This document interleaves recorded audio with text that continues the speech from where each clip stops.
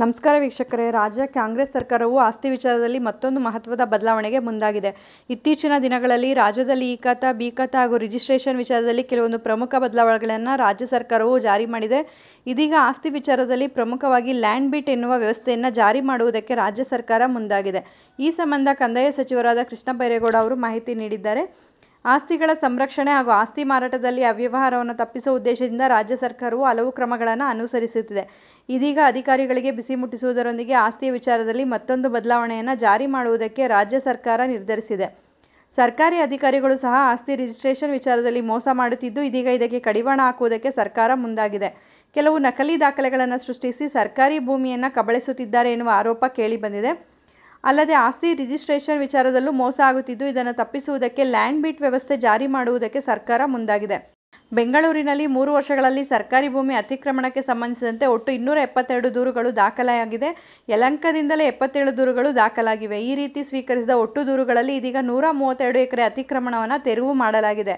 ಶನಿವಾರ ಮತ್ತು ಭಾನುವಾರ ಕೂಡ ಅತಿಕ್ರಮಣ ತೆರವು ಅಭಿಯಾನವನ್ನು ನಡೆಸಲು ಅಧಿಕಾರಿಗಳಿಗೆ ಸೂಚನೆ ನೀಡಲಾಗಿದೆ ಎಂದು ಕೃಷ್ಣ ಬೈರೇಗೌಡ ಅವರು ಹೇಳಿದ್ದಾರೆ. ಕರ್ನಾಟಕದಲ್ಲಿ ಕೆಲವು ಸರ್ಕಾರಿ ಅಧಿಕಾರಿಗಳು ಸಹ ಈ ಅಕ್ರಮದಲ್ಲಿ ಶಾಮೀಲಾಗುತ್ತಿದ್ದಾರೆ. ಕೆಲವರು ನಕಲಿ ಭೂ ದಾಖಲೆಗಳನ್ನು ಸೃಷ್ಟಿ ಮಾಡುತ್ತಿರುವ ಆರೋಪಗಳು ಕೇಳಿಬಂದಿವೆ. ಅಧಿಕಾರಿಗಳು ಅತಿಕ್ರಮಣ ವಿಷಯದಲ್ಲಿ ಸಂಬಂಧಿಸಿದಂತೆ ಕೋರ್ಟ್ನಿಂದ ನೋಟಿಸ್ ಬರುವವರೆಗೂ ಯಾವುದೇ ಪ್ರತಿಕ್ರಿಯೆಯನ್ನು ಸಹ ಕೊಡುವುದಿಲ್ಲ.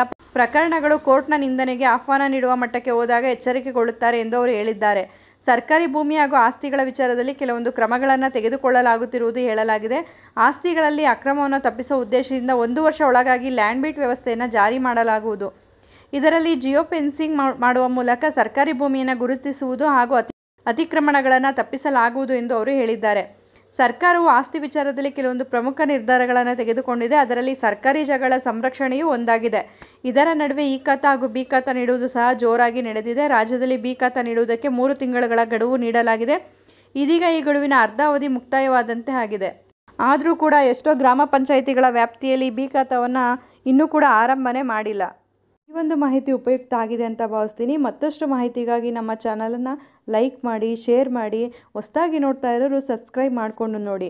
ಕಾನೂನಿನ ಮಾಹಿತಿಗಳನ್ನು ನೀವು ತಿಳ್ಕೊಳ್ಳೋದಲ್ಲ, ಮತ್ತೊಬ್ಬರಿಗೂ ಕೂಡ ಇದನ್ನು ಹಂಚಿ. ಧನ್ಯವಾದಗಳು.